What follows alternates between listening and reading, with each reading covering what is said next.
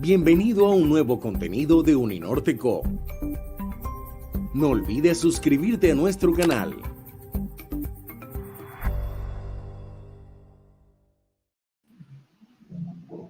Muy buenas tardes, soy Juan Guillermo Martín, bienvenidos todas y todas a esta transmisión en vivo en el marco de una programación académica diseñada por la especialización en arqueología de la Universidad del Norte. Para mí es un gusto abrir este ciclo de conferencias que hemos denominado Arqueología en el siglo XXI, avances de la disciplina en Colombia.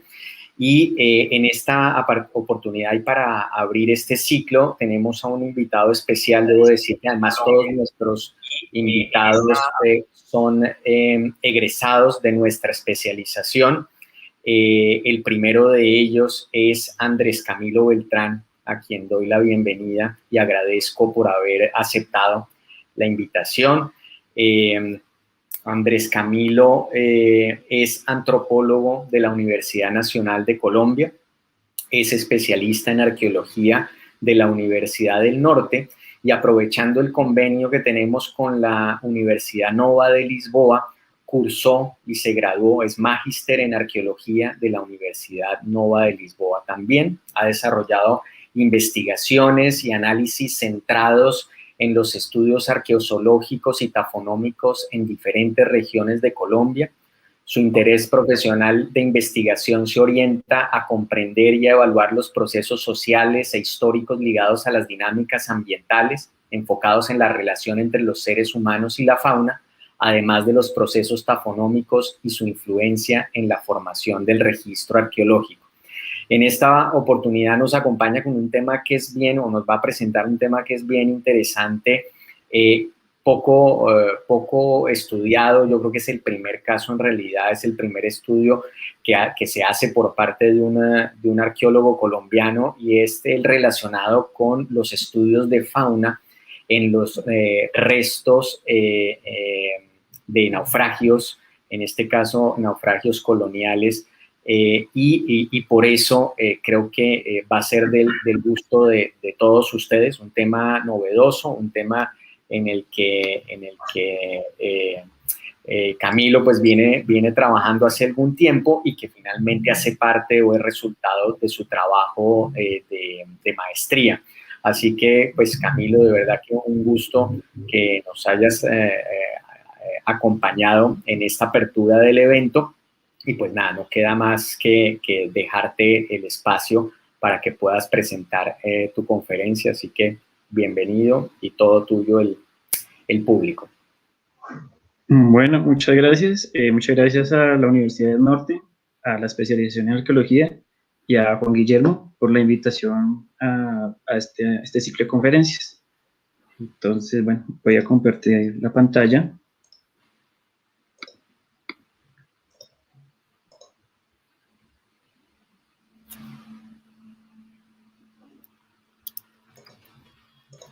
Vamos a ampliar.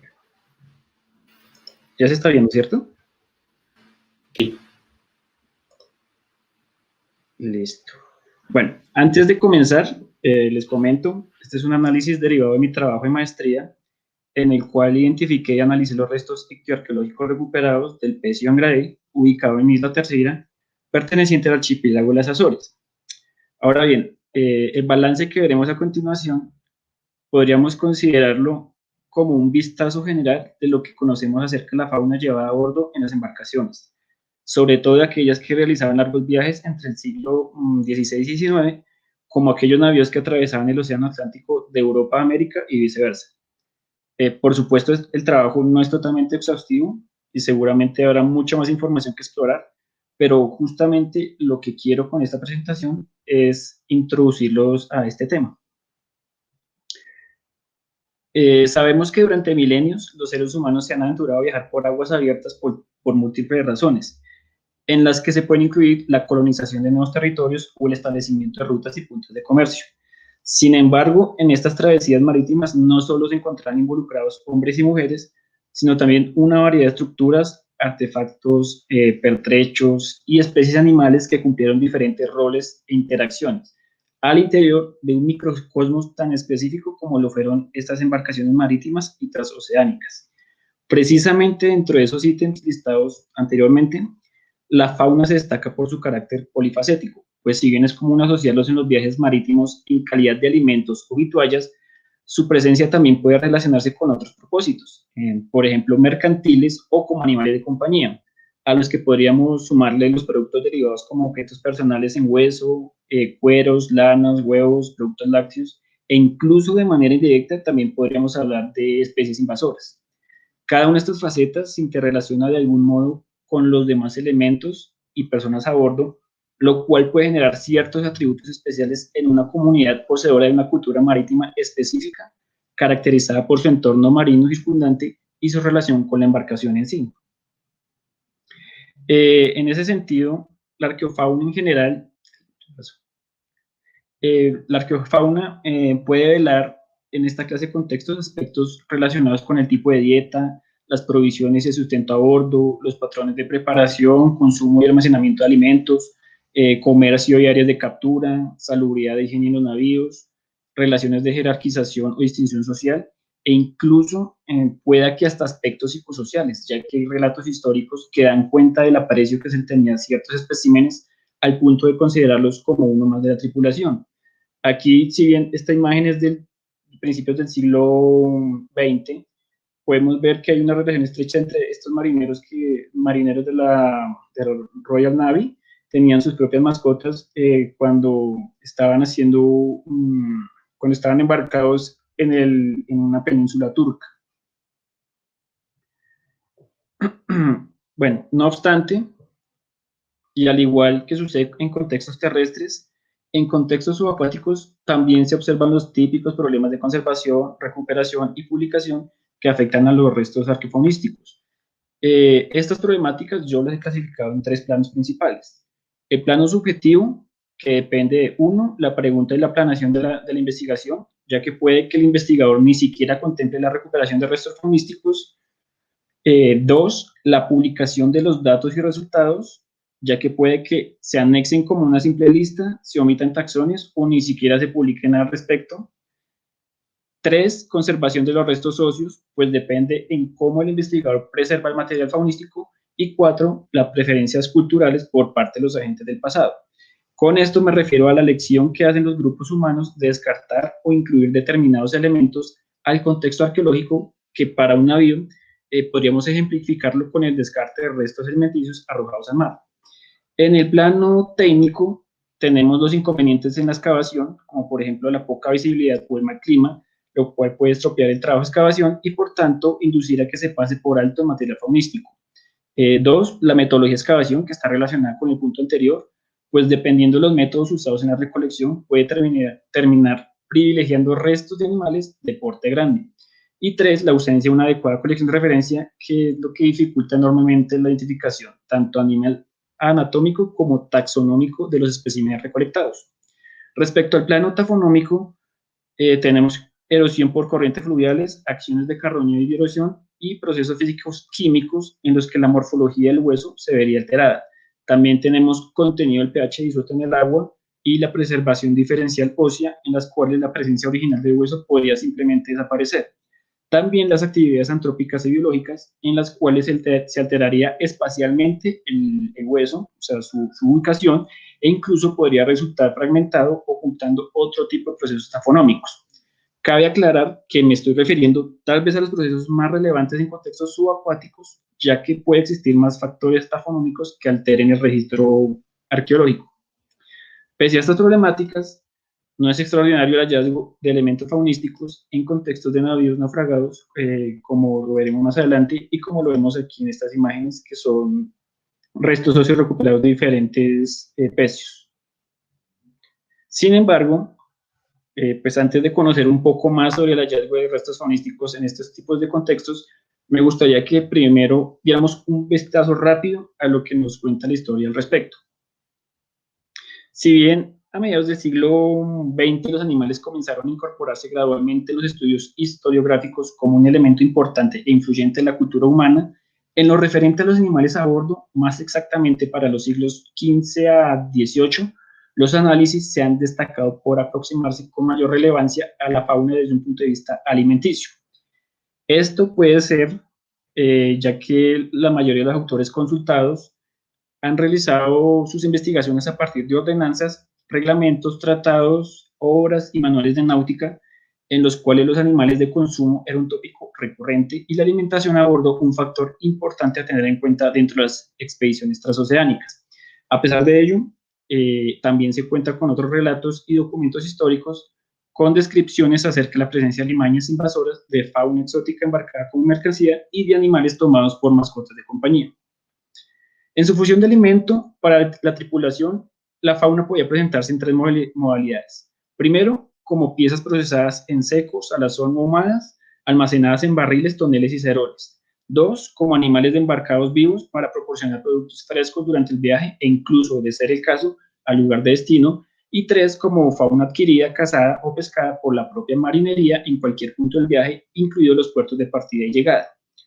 La primera modalidad fue la más recurrente debido a la duración de los viajes, los cuales podrían tomar semanas, meses, incluso años, por lo cual se debieron tomar en cuenta ciertas medidas con los alimentos perecederos como las carnes.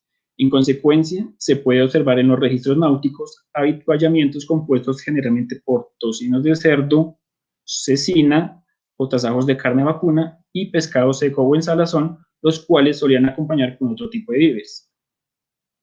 Uno de los alimentos proteínicos de mayor consumo fue la carne de cerdo, la cual empezó a tener una gran popularidad entre los avituallamientos a partir del siglo XVII, aunque su uso ya era recurrente como sustituto a la carne vacuna. Su conservación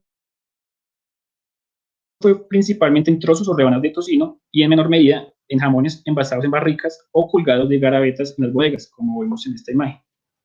Por su parte, la carne de res o beef en inglés fue alimento proteínico más común a bordo de los navíos entre los siglos XV y XVI, y al igual que el tocino, también era curado principalmente por medio de la salazón.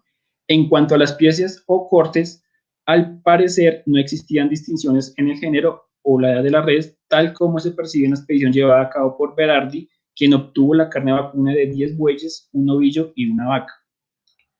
Ya para el momento de su consumo, de acuerdo a los textos de cocina consultados, la carne conservada tendría que secarse con anticipación para ser remojada por 12 horas o cocinada al vapor con el objetivo de retirar la mayor cantidad posible de sal. Es interesante además apreciar en estos libros de cocina el uso complementado que le daba al animal, donde podía incluirse la cabeza entera, el cerebro, la lengua, los riñones, los intestinos, testículos y hasta la cola. Algo que en teoría no haría parte del abastecimiento de un navío, ya que se estropearía más rápido los alimentos. No obstante, y esto solo aplica para el caso español, nos dicen que no era extraño encontrar barriles de tocino o carne salada junto a huesos, espinillas, mejillas, corazones y otras piezas de nulo aporte proteínico, con el único propósito de compensar el peso requerido para cada barril. Además de las carnes de cerdo y res ya referidas, el pescado seco salado se convirtió en el tercer pilar proteínico en los avituallamientos marítimos, al ser uno de los artículos mercantiles más importantes de Europa durante los siglos XVI a XVII y un alimento vital en el invierno y en los días de ayuno para la mayoría del pueblo común. La salazón atlántica, comercializada desde los siglos XII y XIII, se convirtió rápidamente en el método de conservación de pescado más recurrente de los avituallamientos marinos, debido a la ligereza que adquirían las piezas y a los beneficios, entre comillas, de su preservación, ya que podían durar más de 6 meses sin perder su valor nutricional. Su consumo en el caso de la Armada Española en el siglo XVI se estableció los días miércoles, viernes y sábado, además de los días de Cuaresma y vísperas de fiestas significativas. No obstante, en el caso de la Armada inglesa, se reemplazaría por harina de avena con el propósito de reducir la cantidad de alimentos arbitrados en la alimentación y evitar de paso que el pescado se estropeara a causa de la alta humedad bajo la cubierta. Sin embargo, no toda la proteína que se fleteaba era conservada por salazón, secado o ahumado o escabeche, ya que también era común llevar animales vivos a bordo como vacas, ovejas, cerdos, gallos, gallinas, etc., para que sirvieran como alimento fresco durante el viaje o al lugar del destino, aunque también para suministrar productos como huevos, leche y lana. Claramente, llevar animales vivos a bordo demandaba otra serie de disposiciones para su mantenimiento, debido a que se requería la inversión y el cuidado de cierta cantidad de alimentos y litros de agua para su sustento diario, lo cual a veces tenía que compartirlo con la misma marinería. La adecuación también de espacios dentro de la embarcación para animales y provisiones y una limpieza continua del navío con el objetivo de evitar las enfermedades. Situación que la verdad no se cumplía mucho, ya que la tasa de mortalidad de animales era altísima y el deterioro de la salud de la marinería era una constante. Esto podía deberse en parte a que muchas veces la tripulación tenía que compartir los mismos espacios con los animales embarcados, como le ocurrió a un misionero portugués, el cual tuvo que convivir con 10.000 pollos vivos en su cuarto ubicado bajo la cubierta. En realidad, parece que la ubicación de estas zonas fue un poco relativa, ya que en el caso de la Armada inglesa, los cerdos fueron colocados inicialmente bajo el castillo de proa, los corrales de ovejas entre el cabrestante y la escotilla principal, el ganado entre los cañones con la cabeza hacia un costado del barco y los gallineros de día en la cubierta y abajo de la misma en la noche. También habían patos, gansos y pavos, que valga la pena decir, no sufrían del mal del mar, por lo que se les prefería por encima de las gallinas, que sí podían morir a causa de ese mal. Por lo general, las aves y el ganado vivo llevado a bordo servía principalmente para alimento del capitán, los altos oficiales y los pasajeros socialmente distinguidos u honorables. En caso que los navíos fueran enteramente civiles, existía una mayor oportunidad de llevar especies vivas a bordo, ya que los barcos de las armadas pues, ocupaban el espacio no solo para su tripulación, sino también para el equipo y las armas. Otro grupo que se vio favorecido con algunos animales vivos fueron los enfermos y los heridos, a los que se les suministraba por lo general aves. Por otra parte, la permanencia de los barcos en los puertos se convirtió en la mejor oportunidad de integrar a los almacenes de víveres animales como peces, aves, tortugas, ovejas, cabras, ganado y otra serie de especies frescas, ya sea por medio de la presión directa, o sea, la caza o la pesca, por la compra comercial a comerciantes locales o más raramente a través del intercambio. Los asaltos a embarcaciones o poblaciones enemigas fueron otra fuente de obtención de productos frescos, pero esto era un método mejor empleado por los piratas. De las especies anteriormente mencionadas, cabe resaltar la presencia de la carne de tortuga como parte de la adaptación europea a uno de los alimentos característicos de la cocina tradicional caribeña. Acorde al capitán inglés William Dampier, la tortuga verde fue la variedad de aquelarre más consumida por los marineros en el Caribe, los cuales elogiaban su carne fresca e incluso la compararon con la de ternera. Asimismo, este mismo capitán evidenció la amplia comercialización de estas tortugas en los mercados de Jamaica, donde eran encerradas en el mar por estacas hasta su compra, situación que al parecer se presentaba en otros puertos importantes de América. Otro modo que tenía la marinería para variar la dieta constante de carnes al aire, paso, entretenerse, fue la obtención de especies ícticas por medio de la pesca, realizada comúnmente en puertos y fondeaderos, en zonas costeras y ocasionalmente en alta mar.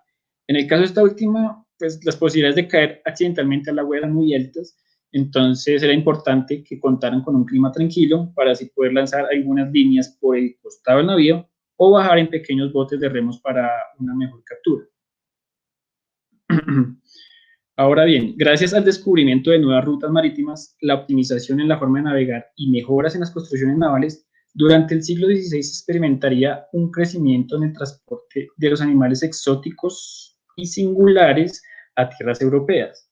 La obtención y transporte de estos animales requeriría de una compleja organización e infraestructura para que llegaran vivos a su destino, algunos pocos como parte de colecciones naturistas y otros a manos de familias reales o acaudaladas que los mantenían como mascotas en las llamadas casas de fieras, que en inglés, bueno, un término francés es menageries.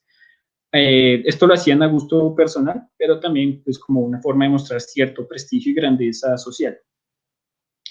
De acuerdo con los documentos históricos examinados por varios autores, entre los mamíferos exportados desde América se pueden contar un montón de animales como bisontes, guanacos, venados, osos hormigueros, como el que vemos aquí. Este es un dibujo hecho en Caracas en 1700 algo. También llevaron cóndores, paujiles, garzas, papagayos, loros y tucanes. En menor cantidad fueron reportados los reptiles, como las tortugas, las iguanas, y hay un reporte de un gran lagarto, que tal vez pueda ser un caimán negro, capturado en la Nueva Granada, al que el maestre encargado del navío se negó a transportar. Como se imaginarán, llevar a cabo este tipo de empresas era muy complicado y al parecer era un tremendo desastre. Por ejemplo, en 1770 el marqués de Croix había enviado desde México un gran cargamento de animales exóticos para Carlos III, compuesto por una pareja de bisontes, un cachorro de tigre, un águila, un tepezcuintle, 10 pájaros flamencos y 5 cigüeñas. De las 20 especies que mandó, menos de un tercio de ellas logró arribar a Cádiz a salvo. Una situación similar también se vivió desde Cartagena de Indias. El virrey de la Nueva Granada hizo un envío también de 32 aves de diferentes especies y 15 mamíferos de todos los tamaños, los cuales luego de un trayecto de casi de 62 días, tan solo 9 pájaros, 2 pecaríes, un mono y un caballo lograron llegar con vida a La Coruña. Sin embargo, algunos animales exóticos, inicialmente pensados como mercancía para Europa, como los loros y los guacamayos, se ganaron un lugar dentro de la tripulación. Los loros interesaron a los marineros en parte por su belleza, pero también porque fueron fáciles de atrapar o comprar, ocupando poco espacio y podían ser alimentados fácilmente de las migajas de raciones sobrantes. También se mencionan a los monos como compañeros ocasionales en los viajes marítimos, como los monos capuchinos de América del Sur. Incluso algunos animales cargados como livestock, como animales vivos, lograron ganarse el aprecio de la marinería. Por ejemplo, McDonald refiere que varios capitanes tuvieron que rotar a sus criadores de aves para que no se encariñaran con ellas, e incluso algunas de estas fueron adiestradas para entretener la tripulación en peleas de gallos. Por supuesto, las mascotas por excelencia, como los perros y los gatos, también hicieron parte integral de las tripulaciones en la época de los descubrimientos. Sin embargo, su registro a bordo es muy escasa dentro de la misma historiografía, apareciendo con mayor relevancia desde el siglo XX, por lo cual su mención en épocas anteriores es de forma indirecta, ya que para cruzar el Atlántico, pues tuvieron que necesariamente estar a bordo de alguna embarcación transoceánica. Tal es el caso de los perros que llegaron a América a partir del segundo viaje de Cristóbal Colón, en el que se podían encontrar mastiles y galgos de raza pura. Acompañando a los europeos en sus campañas conquistadoras y colonistas, también encontramos el caballo, que como todas las especies ya mencionadas, supondría para la tripulación un problema complejo de transporte y cuidado. Por su parte, los gatos fueron llevados a bordo en condición de compañeros emocionales, como este gato que vemos en pantalla que se llama Trim, o se llamaba Trim, quien participó a principios del siglo XIX acompañando al explorador Flinders a navegar toda Australia. No obstante, el propósito fundamental de estos animales fue el de controlar las plagas de ratas y ratones, cada vez más comunes en los barcos de la época, situación que no sería fácil para los felinos debido a que los roedores les reñían e incluso les mordían hasta hacerlos sangrar. Precisamente, hablando de roedores, se puede considerar como la especie polizona por excelencia en los viajes marítimos, dada su capacidad de introducirse en cualquier embarcación desde hace miles de años. No obstante, también era un verdadero dolor de cabeza para la tripulación, no solo por los daños que ocasionaban a las personas como morderles, sino porque estropeaban el agua y los alimentos, e inclusive se ponían a roer y a masticar, digamos, frascos, sacos, barriles y cuerdas y hasta las maderas de la embarcación, lo que ponía en peligro a sus pasajeros. Asimismo, y como el aseo, pues, se ha supuesto, era muy deficiente al interior de los navíos, estos creaban un ambiente perfecto no solo para los roedores ya mencionados, sino también para una gran variedad de insectos como cucarachas, gusanos, garrapatas, chinches, piojos y pulgas.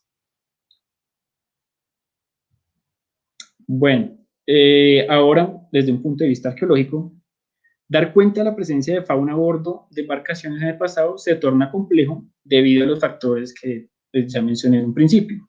A pesar de ello, con la introducción de mejoras técnicas de recolección subacuática y la inclusión de estudios zooarqueológicos y tafonómicos dentro de la arqueología marítima, en las últimas 3 décadas se ha podido dar parte de la fauna contenida en los navíos naufragados, como lo demuestra Migaud en este artículo de 2011, en donde se trata de sintetizar algunos estudios de arqueofauna en naufragios entre el siglo XV y XVIII, dando cuenta de las especies con mayor frecuencia de identificación. En su estudio, pues él tuvo en cuenta 33 contextos y se concentró en dar cuenta de la fauna principalmente desde una perspectiva alimenticia. Entonces, siguiendo la misma línea investigativa de Migón, me puse en la tarea de hacer una revisión de trabajos arqueológicos en los que se hubieran recuperado restos óseos de fauna en contextos naufragados, en un periodo de tiempo acotado entre el siglo XVI a XIX, con el objetivo de ampliar el conocimiento acerca de las especies identificadas, el estado de conservación y los procesos tafonómicos en los elementos óseos e incluso su posible distribución espacial al interior de los navíos. A través de este ejercicio fue posible identificar 58 pecios en los que se reportaban restos faunísticos de varios orígenes, en los que se analizan, cuantifican o simplemente se mencionan restos óseos de fauna. De estas naves naufragadas, ubicadas con mayor frecuencia en las costas del Caribe y de Europa, incluyendo animales intrusivos, se encontraron referidas un poco más de 100 especies diferentes, entre las que se destacan por su abundancia de elementos óseos los clásicos animales domésticos como la vaca, el cerdo, la oveja, la gallina, además del bacalao y la polisema rata negra. Del análisis se puede establecer que el ganado vacuno y porcino son las especies más recurrentes, estando presentes en el 75% de los 58 pecios revisados. Respecto al primero, los restos óseos son los restos óseos mayor representados son las costillas y las vértebras, aunque también es común encontrar huesos largos de la pelvis y la escápula, lo cual parece consistente con su transporte en piezas procesadas, situación que puede ser acentuada por el hallazgo de este tipo de elementos en barriles sin cajas. No obstante, en los pecios Sbeti pavao y la Dauphin se han localizado restos de huesos hyoides, de los cuales se ha deducido consumo de lengua de este animal, aunque pues, también podría ser los remanentes de algún corte ubicado en el pescuezo. También se han identificado huesos distales de las patas, que en principio no aportan una cantidad significativa de carne, por lo cual se ha inferido como condimentos de sopas y estofados, o incluso como parte de un mercado de pieles bovinas. Por su parte, en los cerdos se observa una abundancia de elementos vertebrales, costillares y de huesos largos, entre los que sobresalen los fémures, ocasionalmente unidos a fragmentos de pelvis, lo cual es coherente con un procesamiento por piezas para conserva. De igual manera, su inclusión como especie viva a bordo puede ser considerada por el hallazgo de huesos mandibulares para el aprovechamiento de la lengua y los músculos maceteros, y también de elementos distales de las patas para condimentar sopas y estofados, e inclusive del cráneo completo fracturado en dos mitades para sustraer el cerebro. A pesar de que el desposte para ambas especies ostenta algunas diferencias debido al tamaño de los animales y pues, las partes aprovechables, las señales tafonómicas antrópicas identificadas son bastante similares entre bóvidos y porcinos. Por lo general, se observan cortes longitudinales, es decir, de la cola al cráneo en las vértebras con el objetivo de dividir la carcasa en dos mitades, y en ocasiones sobre el mismo elemento se evidencian cortes transversales para seccionar piezas más pequeñas que a su vez se encuentran unidas a fragmentos de costillas, las cuales presentan cortes transversales en su parte medial o distal. En cuanto a las extremidades, se pueden identificar cortes transversales u oblicuos en las partes distales o epifisiales para desarticulación y separación de tendones del músculo, y cortes longitudinales en las diáfisis para desollado y fileteado de carne, además de fracturas en espiral en la zona medial para acceder a la médula ósea. Por su parte, las ovejas y cabras parecen haber sido transportadas vivas con mayor frecuencia debido a que su salado era difícil de preservar o no duraba lo suficiente. Esto se evidencia ya que se encuentran cráneos completos, cuernos, dientes sueltos y extremidades inferiores. Bueno, y de igual manera, elementos como costillas cortadas en su zona medial y proximal, huesos largos con cortes longitudinales y fracturas en espiral, además de una extensiva carnicería en la pelvis y escápula para seccionar piezas más pequeñas. Todo esto da cuenta de la utilización de estas especies como fuente de alimento. Los restos de aves también han sido interpretados como animales llevados vivos a bordo, aunque de los naufragios que yo consulté, tan solo en uno se ha recuperado casi la totalidad de los huesos de varias gallinas, mientras que en los demás, por lo general, se reportan algunos huesos largos con rastros de cortes transversales y termoalterados. Otra posible evidencia de su presencia viva es el hallazgo de un hueso de gallina dentro de una jaula de material vegetal en los remanentes del U-peso, que es un naufragio. Completando la tríada proteínica a bordo se encuentra el bacalao en su forma curada, como la especie íctica más frecuente, dado que su procesamiento, la cabeza entera es retirada junto a las primeras vértebras precaudales. Los restos óseos más representativos en los sitios naufragados son las vértebras caudales, las costillas y los elementos que componen la cintura escapular, como el postemporal, que es el que vemos acá arriba, y el supracleiton, que es el que vemos aquí abajito. De acuerdo a algunos autores, la identificación de marcas de corte en restos ictioarqueológicos es poco frecuente. Sin embargo, en algunos contextos donde se han registrado huesos de bacalao procesado, se ha podido determinar ciertas huellas de corte y tajos, justamente en los elementos ya mencionados. Aquí tenemos un ejemplo, esto creo que es del Bertrand. Esto aquí, los huesos al lado izquierdo son elementos completos, y aquí podemos ver las secciones, seccionadas, cómo están seccionados acá, y aquí se evidencia también una fractura. Cabe resaltar que el bacalao no fue el único pescado procesado, ya que especies del orden de los gadiformes, como la maruca, el eclefino y la merluza europea, también presentaron la misma distribución esquelética y marcas de corte anteriormente referida para este tipo de curado. Otra especie bastante recurrente, como ya lo mencionaban los datos históricos, es la rata negra o la rata de barco, de la cual se infirió su presencia por dos tipos de vestigios.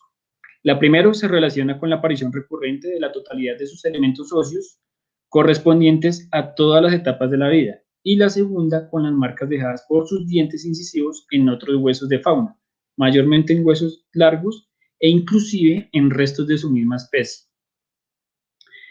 Entre las especies invertebradas se han podido distinguir alas, protórax, otecas, patas, cabezas, larvas y pupas de cucarachas, hormigas, derméstidos, gorgojos, escarabajos, moscas y mariquitas, los cuales son prueba de las grandes infecciones vividas en estos navíos.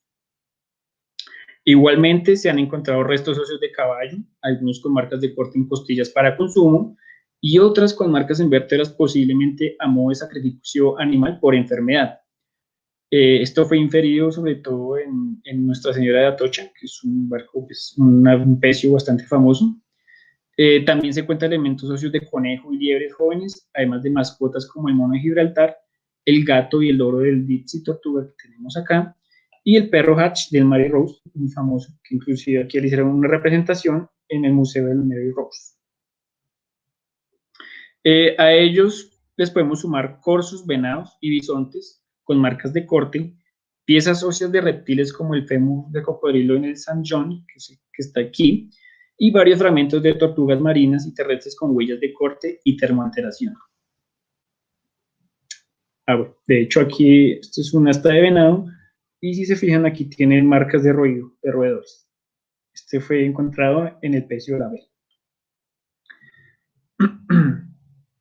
Distinto a los pescados empleados para conservar secos o salados, se han identificado ictiofauna del Golfo de México, como especies como el guacamayo, los burreles, las corvinas, el verrugato, las lisas e inclusive el bagre de cabeza dura, que en conjunto con lazos de pesca y pesas para redes pueden dar cuenta de la obtención y consumo de especies frescas. Debido a la dificultad que presenta determinar la providencia antrópica o natural de restos ícticos en contextos naufragados, muchos autores los han asumido como intrusiones marinas, excepto aquellos que presentan marcas de corte y huellas de roído y o alteraciones térmicas.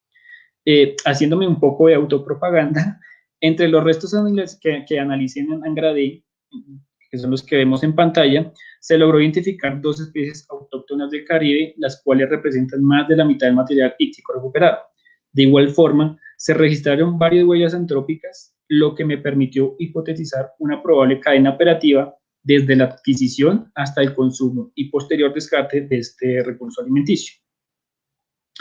Al material óseo vinculado con animales para alimento, compañía, mercancía e invasión, se les puede agregar aquellos fragmentos transformados o en proceso de ser artefactos, algunos sin terminar y otros ya terminados, como los peines y pequeñas cajas fabricadas a partir de caparazón de tortuga encontrados en el Dipsy tortuga, los cuales dan cuenta del aprovechamiento de las carcasas faunísticas más allá de la pura alimentación. Por otro lado, también es posible encontrar intrusiones diacrónicas, las cuales se refieren a los restos óseos de animales, particularmente marinos, que por motivos naturales o antrópicos fueron a parar al contexto naufragado en un momento posterior a la formación del conjunto arqueológico. Los casos más comunes son aquellos en los que algunas especies marítimas que rondaban adyacentes a los naufragios mueren por causas naturales y en consecuencia su cuerpo cae dentro o próximo a la estructura naufragada. Otra situación puede darse en los contextos cercanos a las costas, en donde los desechos antrópicos de fragmentos óseos, por ejemplo, producto de la preparación y consumo de animales, son arrojados al agua desde tierra y posteriormente arrastrados por las corrientes marinas que los llevan a depositarse contiguos al entorno naufragado. Esta categoría es importante arqueológicamente, ya que dichos elementos postdeposicionales pueden confundirse fácilmente con aquellos que tuvieron algún tipo de vínculo directo con el naufragio y sus tripulantes, siendo necesario en consecuencia realizar estudios taxonómicos con el fin de identificar cambios antrópicos en las características originales del hueso y, en dado caso, cómo estas modificaciones pudieron producirse en el momento previo al enterramiento, durante el proceso y posterior inclusión en el sustrato sedimentario. E incluso, pues también se podría contar el momento de ser extraídas de la excavación arqueológica. Bueno, finalmente, podría decir que la fauna encontrada al interior de los navíos y embarcaciones puede ser muy diversa y polifacética, pues cada especie cumple una gran variedad de roles que les permite interactuar de distintas formas con los humanos que se encuentran a bordo. Principalmente como alimento, los animales son fuente primordial de proteínas de alta calidad, minerales y vitaminas, importantes para soportar viajes en alta mar de días e incluso meses. No obstante, debido a que el propósito y el uso de un barco podía cambiar con cada viaje, incluida su carga y vituallas, muchas otras relaciones entre animal y humano pudieron existir dentro de estas embarcaciones, gracias a las cuales se pueden comprender otros aspectos del comportamiento humano, tanto físicos como metafísicos, acorde a un contexto social, cultural y económico en tiempo determinado. Por otro lado, como en todo contexto arqueológico, sea en tierra o en agua, cada tipo de material excavado constituye una pieza importante de información sobre el pasado del ser humano, pero se vuelve aún más valioso cuando se interpreta a la luz de otros materiales que conforman el conjunto arqueológico. Los elementos óseos de fauna no están exentos de ello. Por ejemplo, piezas de fogones u hornos, utensilios de cocina, artefactos de pesca y caza, contenedores de comida, barriles de sal y semillas están relacionados con las mismas prácticas alimenticias en las cuales se insertan los restos faunísticos. De igual forma, temas como la salubridad, las enfermedades y la medicina poseen algún grado de conexión con los animales a bordo, principalmente aquellos invasores como los roedores y los insectos. Incluso la incorporación de fauna, sea como alimento, transporte o mercancía, tuvo que tener un impacto en la concepción y construcción de las embarcaciones, al igual que debió tenerlo para incluir una cocina o un horno, bodegas de almacenaje, corrales o jaulas y en algunos casos zonas de comedor. Asimismo, la fauna posee ciertas implicaciones en los fenómenos sociales que surgen a bordo de una sociedad cerrada, ya que, por ejemplo, a través de la comida se pueden construir relaciones, creencias, jerarquías e identidades socioculturales.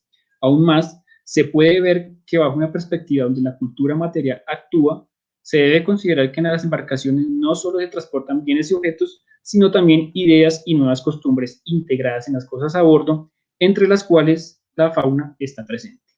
Muchas gracias, espero que les haya gustado y espero las preguntas o la conversación respectiva. Muchas gracias. Muchísimas gracias, Camilo. Excelente presentación.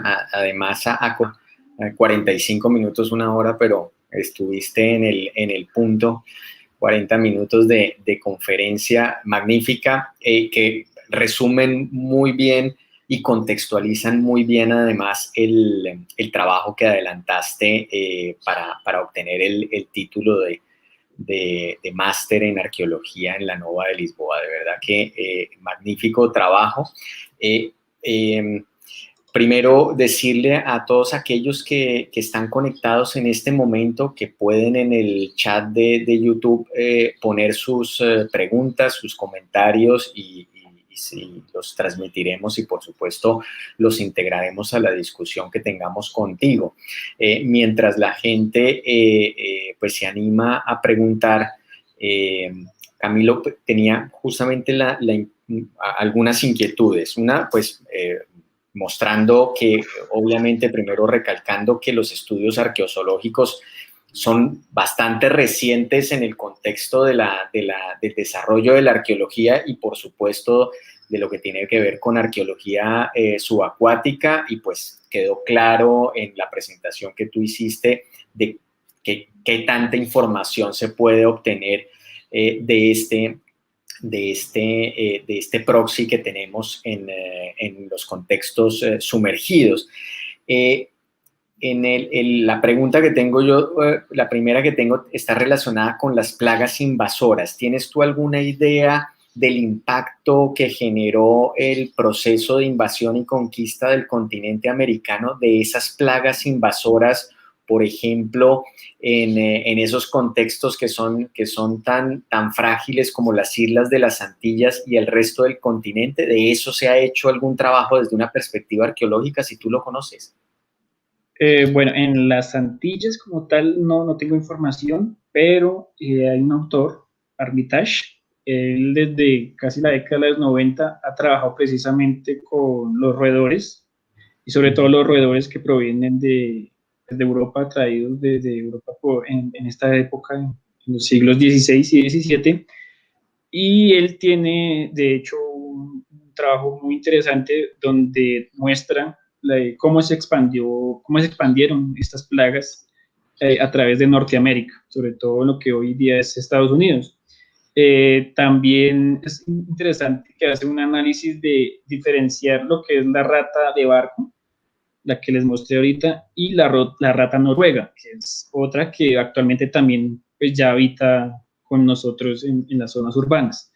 La rata del barco llegó primero que la rata noruega, entonces ahí tenemos una importante distinción entre la llegada de estas dos especies e inclusive de su dispersión en la misma Europa, porque llega primero una y ya siglos después llega la otra.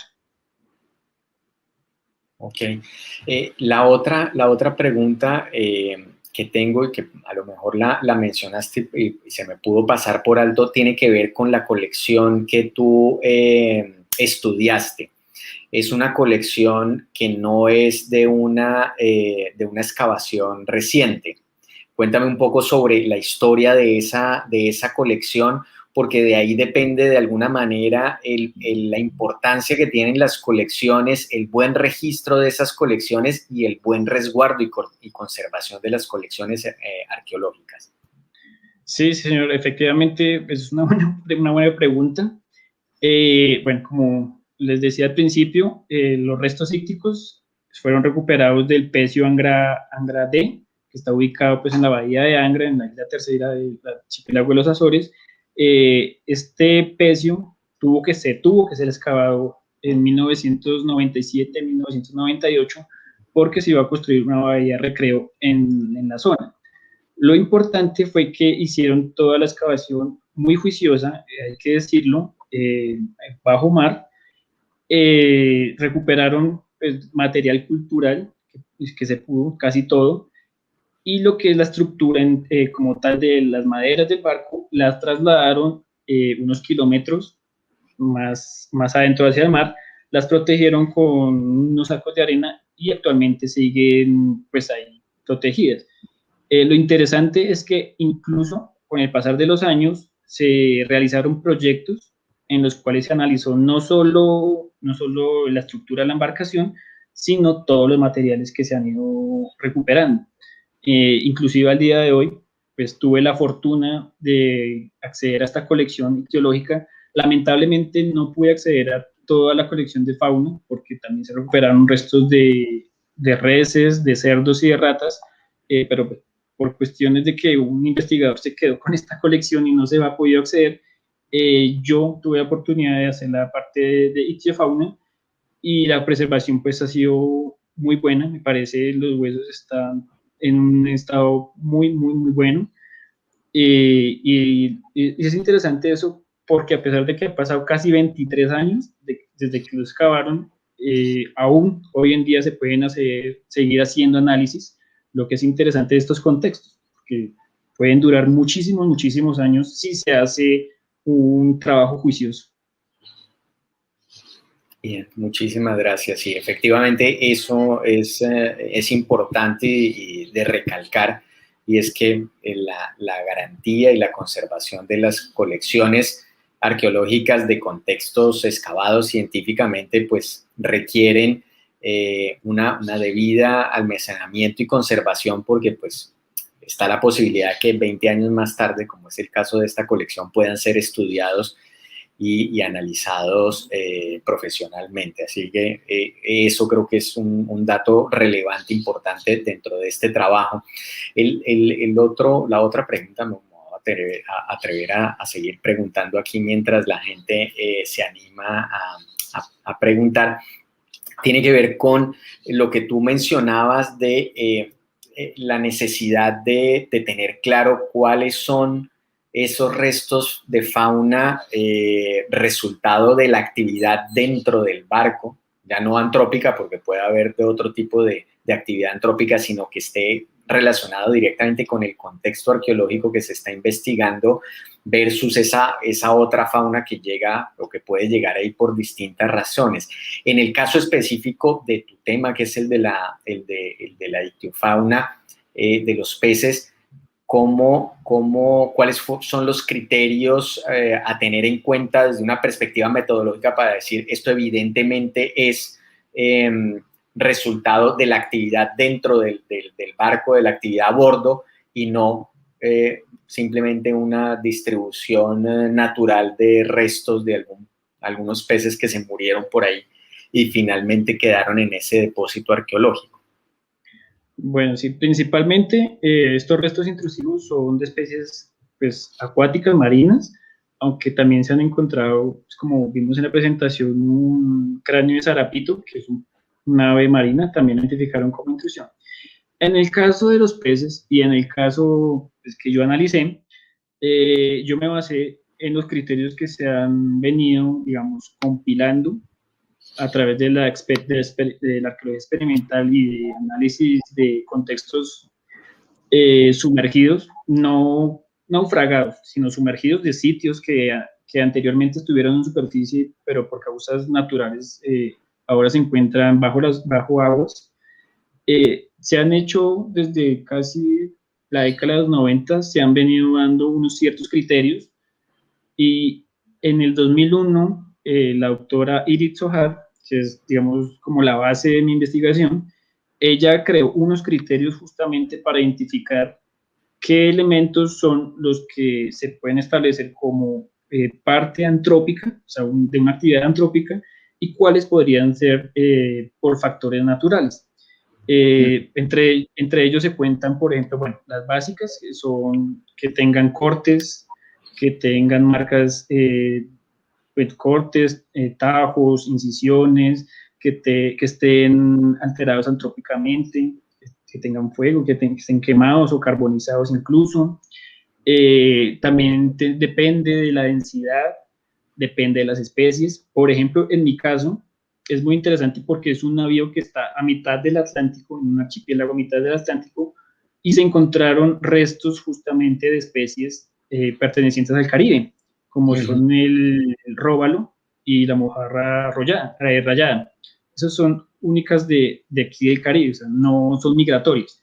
Hay otras que yo encontré que es como, por ejemplo, ¿cuál era? El jurrel y el pargo, que también hacen parte del Caribe, pero estas especies sí migran hasta el Atlántico Oriental, o sea, hasta las costas de África. Entonces, ahí podría ser un poco difícil, pero afortunadamente también encontré en estas especies marcas de corte y termoalteración. Hay otros criterios también que maneja Zohar, que utilicé yo, y con esto se arma prácticamente una matriz de identificación para definir si es un contexto antrópico o un contexto natural. También en mi caso, por ejemplo, encontré unas piezas sueltas, digamos, de unas especies que pues no podría determinar efectivamente si son un resultado de consumo antrópico o si llegaron por casualidad, porque justamente estas especies sí se encuentran en la isla de los Azores, entonces posiblemente podrían ser que hayan quedado ahí por causas naturales o que hayan sido pescadas desde el Caribe. Pero pues estas afortunadamente fueron mínimas, son creo que 3 especies nomás. Claro, porque además ya hay algunas preguntas, perdón, pero para que no se me olvide lo que voy a decir, porque además la fauna, por ejemplo, en el caso de lo que identificaste de peces del Caribe, pues nos está también dando una idea de la trayectoria del barco, en qué ruta se está moviendo, así que es una forma también. Exactamente, ahí, pues digamos, es un aporte también desde la arqueofauna que ya también se venía manejando desde otros proxies, que el navío de Andrade venía justamente de América, iba para Europa, entonces pues no solo con lo que yo aporté, sino también es por la presencia de mercurio líquido que se ha encontrado, algunas ánforas y creo que el revestimiento también de la parte inferior del barco es muy propicia, pues estaba un poco dañada, pero era el revestimiento que utilizaba justamente para las aguas tropicales del Caribe. Uh-huh. Hay una pregunta, ya aparecieron algunas preguntas, Camilo, una de Sergio Andrés Castro, que nos pregunta cómo distinguir las especies en este tipo de contextos de manera diacrónica y sincrónica. Bueno, pues básicamente sería lo mismo que acabamos de comentar, de todos estos criterios que ya hablé, que se ha creado desde los años 90, que digamos ha compilado la doctora Iris Ojar, que pues también, obviamente con mayores experiencias, hay que seguir con la arqueología experimental sobre todo, y con las observaciones en campo, de cómo distinguir efectivamente qué es un contexto natural y un contexto antrópico. Leonardo Márquez también hace una pregunta, un comentario y una pregunta. Dice, algunos historiadores en los barcos del siglo XVI se llevaba carne de cerdo, dicen que se llevaba carne de cerdo con el fin de evitar y descubrir judíos conversos que intentaran migrar a América. ¿Se ha analizado esto desde el registro arqueológico? Bueno, eso es muy interesante, la verdad. No sé, no tengo conocimiento si esto se ha analizado, pues porque es un poco complicado observar este tipo de cuestiones, sobre todo, digamos, ideológicas. Bueno, el mismo autor que yo cité, Armitage, él había propuesto que las embarcaciones o los pecios se podrían tal vez identificar su proveniencia, su origen, a partir de la densidad o la frecuencia de ciertos restos óseos de fauna. Entonces, por ejemplo, él proponía que para el caso inglés debería haber una mayor cantidad de restos de reses, y en el caso español la mayor cantidad podría ser de cerdos, como lo propone aquí Leonardo.